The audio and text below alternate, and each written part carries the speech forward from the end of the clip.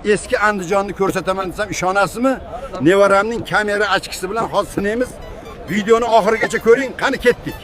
Bu ko'lda qayiqda uchganlar, burgut tagida marojni yeganlar hozir necha yoshda?